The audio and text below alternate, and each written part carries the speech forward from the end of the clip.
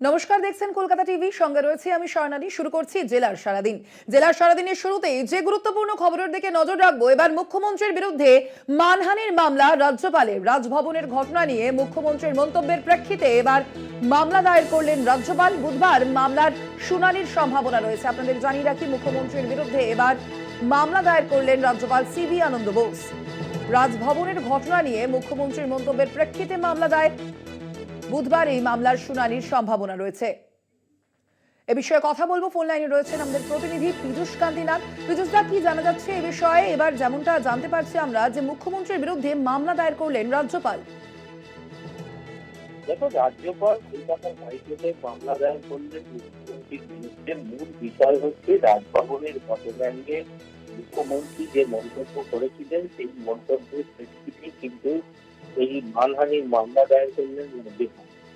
কলকাতা হাইকোর্টের বিচারপতি কৃষ্ণা রাওয়ের বেঞ্চে এই মামলার শুনানি হবে।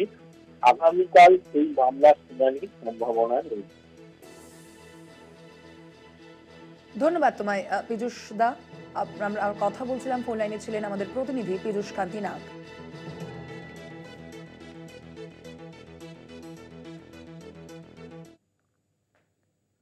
আর এবার নজর রাখবো যে খবরের দিকে। গণপিটুনিতে মৃতদের পরিবারকে আর্থিক ক্ষতিপূরণ 2 লক্ষ টাকা করে ক্ষতিপূরণের ঘোষণা রাজ্যের। পরিবারের একজনকে স্পেশাল হোমগার্ডের চাকরি দেওয়া হবে, এমনটাই জানানো হয়েছে। আপনাদের আবারও জানিয়ে রাখি, 2 লক্ষ টাকা করে ক্ষতিপূরণের ঘোষণা করা হলো। গণপিটুনিতে মৃতদের পরিবারকে আর্থিক ক্ষতিপূরণ দেওয়া হবে। আমরা দেখতে পেয়েছি যে পরপর যে গণপিটুনির ঘটনা ঘটে চলেছে, তা কলকাতা থেকে শুরু করে কলকাতা, সল্টলেক, ঝাড়গ্রাম, তারকেশ্বর, যেখানেই হোক না কেন, সেই ঘটনায় এবার 2 লক্ষ টাকা করে ক্ষতিপূরণের ঘোষণা রাজ্যের। পরিবারের একজনকে স্পেশাল হোমগার্ডের চাকরির ঘোষণা করা হয়। পরিবারের একজনকে স্পেশাল হোমগার্ডের চাকরির ঘোষণাও করা হয়েছে। একদিকে যেমন তেমন, তার পাশাপাশি 2 লক্ষ টাকা করে ক্ষতিপূরণের ঘোষণা রাজ্যের। গণপিটুনিতে মৃতদের পরিবারকে আর্থিক ক্ষতিপূরণ 2 লক্ষ টাকা করে ক্ষতিপূরণের ঘোষণা রাজ্যের। পরিবারের একজনকে স্পেশাল হোমগার্ডের চাকরিও দেওয়া হবে, এমনও ঘোষণা করা হয়েছে নবান্নের পক্ষ থেকে। এ বিষয়ে আমরা কথা বলবো। ফোন লাইনে রয়েছেন আমাদের বিশেষ প্রতিনিধি দীপ্তিমান ভট্টাচার্য। দীপ্তিমান, এবার গণপিটুনিতে মৃতদের পরিবারকে পরিবার সম্পর্কে ঠিক কি ঘোষণা করা হলো নবান্নের পক্ষ থেকে, কি জানা যাচ্ছে? দেখো, যেটা জানা যাচ্ছে এখনো পর্যন্ত সেটা হলো যে মৃতদের পরিবার পিছু 2 লক্ষ করে টাকা এবং তার পাশাপাশি যে নিকট আত্মীয় রয়েছেন তাদের একটা হোমগার্ড, স্পেশাল হোমগার্ডে চাকরি দেওয়ার ব্যবস্থা করা হয়েছে। আজকে এই বিষয় নিয়ে কিন্তু আলোচনা হয় এবং আলোচনার পরে এই সিদ্ধান্ত নেওয়া হয়েছে। স্বর্ণালী, একেবারেই দীপ্তিমান, সঙ্গে থাকো। আপনাদের আবারও জানিয়ে রাখি, রাজ্যে লাগাতার যে গণপিটুনির ঘটনা, সেই ঘটনায় উদ্বিগ্ন নবান্ন। পুলিশ আধিকারিকদের সঙ্গে বৈঠক মুখ্যমন্ত্রীর। গণপিটুনির মোকাবিলায় পুলিশকে এবার সতর্ক থাকার নির্দেশ। সমস্ত জেলার পুলিশ সুপার এবং কমিশনারকেই নির্দেশ নবান্নের। এ বিষয়েও আমরা জানবো। আমাদের সঙ্গে রয়েছেন ফোন লাইনে আমাদের বিশেষ প্রতিনিধি দীপ্তিমান ভট্টাচার্য। দীপ্তিমান, এ বিষয়ে নবান্ন সূত্রে কি জানা যাচ্ছে, কি নির্দেশ দেওয়া হয়েছে এবার? আজকে মুখ্যমন্ত্রী নবান্নে একটি উচ্চ পর্যায়ের বৈঠক করেছেন পুলিশ আধিকারিকদের নিয়ে এবং সেখানে তিনি বলেছেন যে ভিজিলেন্সের ওপর জোর দিতে হবে এবং পুলিশের কাছে খবর আসার সঙ্গে সঙ্গে পুলিশ কেন বসে থাকবে, তারা কেন স্ট্রিক্ট অ্যাকশন নেবে না পুলিশের, এই বিষয়টা নিয়ে কিন্তু তিনি সরব হন এবং তারপর এই পুরো বিষয়গুলো কেন হচ্ছে, কি বিষয়, পুলিশের ভিজিলেন্স কেন কম হচ্ছে, পুলিশের ভিজিলেন্স বাড়াতে হবে এবং এর পাশাপাশি বেশ কিছু নিয়ম রয়েছে যেগুলো 2018 সালে তৈরি করা হয়েছিল। সেই নিয়মগুলো কিন্তু আবার সেইভাবে যাতে লাগু করা যায় এবং সেইভাবে যাতে এগুলোকে প্র্যাকটিসে আনা যায়, সেইগুলোর উপর জোর দেওয়ার কথাও বলা হয়েছে। ধন্যবাদ তোমায় দীপ্তিমান। আমরা কথা বলছিলাম, ফোন লাইনে ছিলেন আমাদের বিশেষ প্রতিনিধি দীপ্তিমান ভট্টাচার্য। আপনাদের জানিয়ে রাখি, গণপিটুনি কাণ্ডে এবার একের পর এক সিদ্ধান্ত বা নির্দেশ দেওয়া হচ্ছে নবান্নের পক্ষ থেকে। যেমনটা আপনাদের জানাচ্ছিলাম যে মুখ্যমন্ত্রীর সঙ্গে বৈঠক করেন পুলিশ আধিকারিকরা। মূলত উদ্বিগ্ন এবার এই ঘটনাগুলিতে। পরপর যে গণপিটুনির ঘটনা ঘটছে রাজ্যে, সেই লাগাতার গণপিটুনির ঘটনায় উদ্বিগ্ন নবান্ন। পুলিশ আধিকারিকদের সঙ্গে আজ বৈঠক করেন মুখ্যমন্ত্রী মমতা বন্দ্যোপাধ্যায় এবং গণপিটুনির মোকাবিলায় পুলিশকে আরো বেশি করে সতর্ক থাকার নির্দেশ দিয়েছেন তিনি। পাশাপাশি সমস্ত জেলার পুলিশ সুপার এবং কমিশনারকে নির্দেশ নবান্নের। যে হিংসায় মদতদাতাদের দ্রুত পদক্ষেপ করতে নির্দেশ নবান্নের। জনসচেতনতা বাড়াতে সমাজ মাধ্যমে প্রচারের নির্দেশ। পাশাপাশি ভুয়ো খবর এবং গুজব রুখতে কড়া নজরদারি, এমনটাই নির্দেশ দেওয়া হয়েছে। স্পর্শকাতর এলাকায় নিয়মিত পুলিশি টহলদারির নির্দেশও দেওয়া হয়েছে। অন্যদিকে ঘৃণা ভাষণ, গুজব ছড়ানোর বিরুদ্ধে টাস্ক ফোর্স গঠনের নির্দেশও দেওয়া হয়েছে নবান্নের পক্ষ থেকে।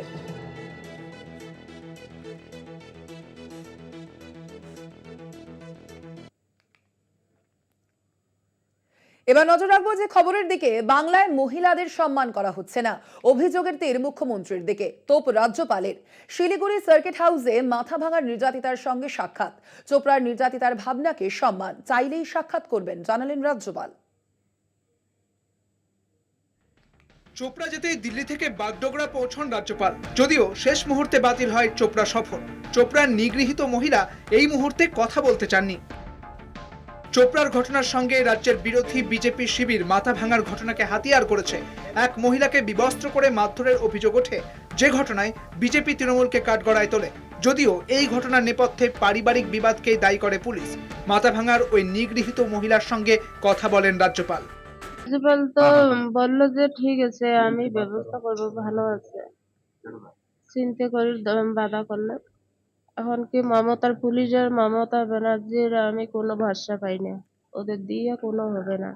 চোপড়ায় ভাইরাল ভিডিওর ঘটনায় তোলপাড় রাজ্য রাজনীতি, আসরে রাজ্যপালও। ইতিমধ্যেই গ্রেপ্তার মূল অভিযুক্ত তাজমুল হক ওরফে জেসিবি, স্থানীয় তৃণমূল বিধায়কের ঘনিষ্ঠ বলেই পরিচিত ধৃত। Criminalization has taken place in a section of the police force. Even some of the IPS officers are playing to the gallery for this, to their political masters. Is there a police minister here? Is there a police minister here? Is it not his or her job to see that this violence ends here? এর আগেও সন্দেশখালী হোক বা ভাঙড়, রাজ্যের একাধিক ঘটনায় রাজ্যপালকে রাস্তায় নামতে দেখা গিয়েছে। রাজভবনে ওয়ার রুম খোলেন, জানিয়ে বিতর্ক কম হয়নি। সন্দেশখালীর পর চোপড়া আর শুধু বাংলার মধ্যেই সীমাবদ্ধ নয়, সারা দেশ জুড়ে তার প্রতিবাদ হচ্ছে, নিন্দা হচ্ছে। সমস্ত কিছুর দায়িত্ব যেন তৃণমূলের নেতা নেত্রীরা নিয়ে নিয়েছে। তার বাইরে গেলেই তাদের উপরে মধ্যযুগীয় বর্বরতায় অত্যাচার হচ্ছে। রাজ্যপাল তার নিজের দপ্তরের কর্মরতা মহিলার উপর যৌন নির্যাতন করেন বলে অভিযোগ, বা ওডিসি নৃত্যশিল্পীকে দিল্লির 7 স্টার হোটেলে ধর্ষণ করেন বলে অভিযোগ, সেই রাজ্যপাল বিজেপির তল্পিবাহকতা করে বাংলাকে বদনাম করতে সদা ব্যস্ত থাকে, তাই এই ধরনের কথা বলছেন। প্রসঙ্গত পশ্চিমবঙ্গ সরকার এবং তৃণমূল কংগ্রেস এই ধরনের কোনো কর্মকাণ্ডকে সমর্থন করে না। চোপড়ায় ভাইরাল হওয়া ভিডিও নিয়ে ক্ষোভ প্রকাশ নিগৃহীতের পরিবারের। ভাইরাল হওয়া ব্যক্তির শাস্তির দাবি পরিবারের সদস্যদের। কলকাতা টিভি। জেলার সারাদিনে এখন সময় একটা ছোট্ট বিরতির। ফিরছে আরো অন্যান্য খবর নিয়ে, সঙ্গে থাকুন। ফিরে এলাম বিরতির পর, দেখছেন জেলার সারাদিন। নন্দীগ্রাম থানায় বিজেপি কর্মীদের বিরুদ্ধে দায়ের হওয়া 47টি এফআইআর এর উপর অন্তর্বর্তী স্থগিতাদেশ দিল কলকাতা হাইকোর্ট। 3 সপ্তাহের জন্য এই স্থগিতাদেশ বহাল থাকবে। এর মধ্যেই নন্দীগ্রামের আইন শৃঙ্খলা বজায় রাখতে উদ্যোগ রাজ্যের। নন্দীগ্রাম থানা ভেঙে আরো 2টি থানা করার উদ্যোগ। গত 14 মে থেকে 1 জুন 15 দিনে বিজেপি কর্মীদের বিরুদ্ধে শুধু একটি থানাতেই মোট 47টি এফআইআর দায়ের হয়, যার সবকটি ওপেন এন্ডেড এফআইআর। অভিযোগ, পুলিশ বেশ কয়েকটি সুমোটো মামলা করে। লোকসভা ভোটে বিজেপিকে হেনস্থা করতেই মিথ্যে মামলা দেওয়া হয় বলে অভিযোগ তুলে কলকাতা হাইকোর্টের দ্বারস্থ হয় বিজেপি। সেই মামলায় বিজেপি কর্মীদের বিরুদ্ধে দায়ের হওয়া 47টি এফআইআর এর ওপর অন্তর্বর্তী স্থগিতাদেশ দিল কলকাতা হাইকোর্ট। আপাতত 3 সপ্তাহের জন্য এই স্থগিতাদেশ দেওয়া হয়েছে। 3 সপ্তাহের মধ্যে ওই বিজেপি কর্মীদের বিরুদ্ধে পুলিশ কোনো কড়া পদক্ষেপ করতে পারবে না বলেও জানিয়েছেন কলকাতা হাইকোর্টের বিচারপতি অমৃতা সিনহা। বিচারপতির প্রাথমিক পর্যবেক্ষণ, দায়ের করা 47টি এফআইআরে অভিযুক্ত বিজেপি কর্মীদের বিরুদ্ধে মোটামুটি একই অভিযোগ আনা হয়েছে। তাই এফআইআরগুলির সারবত্তা রয়েছে কিনা তা খতিয়ে দেখা হচ্ছে। 47টি এফআইআর দায়েরের প্রয়োজন ছিল কিনা তাও তদন্ত সাপেক্ষ। সেই কারণেই আপাতত 3 সপ্তাহের জন্য অভিযুক্ত বিজেপি কর্মীদের বিরুদ্ধে পুলিশ কোনো পদক্ষেপ করতে পারবে না বলে জানিয়েছেন বিচারপতি অমৃতা সিনহা। মহামান্য আদালতকে আমি অনুরোধ করব, আপনি স্পেশাল তদন্তি টিম পাঠিয়ে দেখুন যে এই মিথ্যাচার শুভেন্দু অধিকারীর বক্তব্য আপনাদের কাছে আবেদন করেছে যে এটা মিথ্যা মামলা না, ও একজন সর্বভারতীয় মিথ্যাবাদী। অতএব আপনারা রাজ্য সরকারকে বিশ্বাস যদি নাও করতে পারেন, আপনারা নিজেদের তদন্ত টিম এক্স জাজদের পাঠিয়ে আপনারা দেখুন মানুষরা কত পথে বসে কান্নাকাটি করছে। আইন শৃঙ্খলা দিতে এই রাজ্য সরকার ব্যর্থ, কিন্তু পুলিশ প্রশাসন নন্দীগ্রামে ভারতীয় জনতা পার্টি কর্মী কার্যকর্তাদের উপর রাজনৈতিকভাবে না পেরে উঠতে পেরে এরকমভাবে 47টি ভুয়ো এফআইআর করে আমাদের ভারতীয় জনতা পার্টি কর্মী কার্যকর্তাদের ফাঁসানোর অপচেষ্টা আজকের কলকাতা হাইকোর্টের জাজমেন্টে সেটা ব্যর্থ হয়েছে। নন্দীগ্রামের আইন শৃঙ্খলার জন্য থাকবে 2টি থানা ও 2টি আউটপোস্ট। নন্দীগ্রাম থানা ভেঙে রেয়াপাড়া ও তেখালি 2টি নতুন থানা করার উদ্যোগ। রামচক আউটপোস্ট এবং সোনাচূড়া আউটপোস্ট, এই 2টি আউটপোস্ট করার সিদ্ধান্ত নবান্নের। কোন থানার অধীনে কোন এলাকা থাকবে তাও নির্দিষ্ট করেছে রাজ্যের স্বরাষ্ট্র দপ্তর। রাজ্য মন্ত্রিসভার অনুমোদনের জন্য প্রস্তাব পাঠাচ্ছে স্বরাষ্ট্র দপ্তর, নবান্ন সূত্রে খবর। তাই আজকের নবান্ন বাধ্য হয়ে নন্দীগ্রামের একটা থানাকে আজকের রেপাড়া থানা এবং তেখালি বাজার থানা ঘোষণা করেছেন এবং 2টো আউটপোস্ট সোনাচূড়া এবং রামচক আউটপোস্ট করেছেন বাধ্য হয়ে এই বিজেপির অত্যাচারের জন্য। কলকাতা টিভি। বসিরহাটের পূর্ণচন্দ্র গার্লস হাই স্কুলে কেন্দ্রীয় বাহিনী, পঠন পাঠন থেকে বঞ্চিত পড়ুয়ারা, পুলিশ সুপারের কাছে গণডেপুটেশন অভিভাবকদের। ভোট মিটেছে প্রায় 1 মাসের বেশি সময় পার। কলকাতা হাইকোর্টের নির্দেশে আগামী 26শে জুন পর্যন্ত মোতায়েন থাকার কথা ছিল কেন্দ্রীয় বাহিনী। তা সত্ত্বেও স্কুলে রয়েছে জওয়ানরা, যার জেরে ক্লাস করতে চরম অসুবিধায় পড়ুয়ারা। রাজ্যের বিভিন্ন স্কুলে রয়েছে কেন্দ্রীয় বাহিনীর জওয়ানরা। এবার বসিরহাটে পূর্ণচন্দ্র গার্লস হাই স্কুলে কেন্দ্রীয় বাহিনী, পঠন পাঠন থেকে বঞ্চিত পড়ুয়ারা, পুলিশ সুপারের কাছে গণডেপুটেশন অভিভাবকদের। 1 আগস্ট স্কুলের পরীক্ষা, বিপাকে ছাত্রীরা, ছাত্রীদের দাবি চলে যাক জওয়ানরা। লোকসভা ভোটের জন্য কেন্দ্রীয় বাহিনী আসে 17ই মে। আমাদের অনেক অসুবিধা হচ্ছে, আমাদের ক্লাস হচ্ছে না, তারপরে অনেক সমস্যা দেখা দিচ্ছে। কি কি সমস্যা হচ্ছে? আমাদের ক্লাস হচ্ছে না, সেটা পড়াশোনার দিক থেকে অনেক সমস্যা দেখা দিচ্ছে।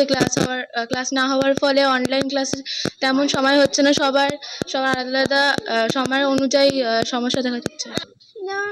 ক্লাস হচ্ছে না, যার ফলে পড়াশোনায় ঘাটতি হয়ে যাচ্ছে, স্কুলে বলে দেয় তার জন্য ঘাটতি হয়ে যাচ্ছে। কেন্দ্র বাহিনীরা এসে রয়েছে, তার জন্য অন্যত্র চলে যায় যাতে আমাদের স্কুলটা খোলে। অনলাইন ক্লাস হচ্ছে কিন্তু সবার পক্ষে সেটা করা সম্ভব হচ্ছে না। এবার বাড়ি বসে বোরও হচ্ছি আমরা, তার জন্য আমরা চাই স্কুলটা তাড়াতাড়ি খোলা হোক। প্রতিবাদে বসিরহাট পুলিশ জেলার পুলিশ সুপারের অফিসে স্মারকলিপি জমা দেন অভিভাবকরা। বিষয়টা খতিয়ে দেখার আশ্বাস বসিরহাট পুলিশ জেলার পুলিশ সুপার হোসেন মেহেদির রহমানের। বাচ্চা কাচ্চার পরীক্ষা হলো না, প্রথম পরীক্ষাই তো হলো না। গরমের ছুটি থেকে বন্ধ, সেখান থেকে তারপরে স্কুল খোলার কথা ছিল, তো খুললই না। এখন অনলাইনে ক্লাস চলছে, কিন্তু অনলাইনে এই করোনার আবহে অনলাইনে ক্লাস হয়েছে, কিন্তু পড়াশোনার ব্যাপক ক্ষতি হয়েছে।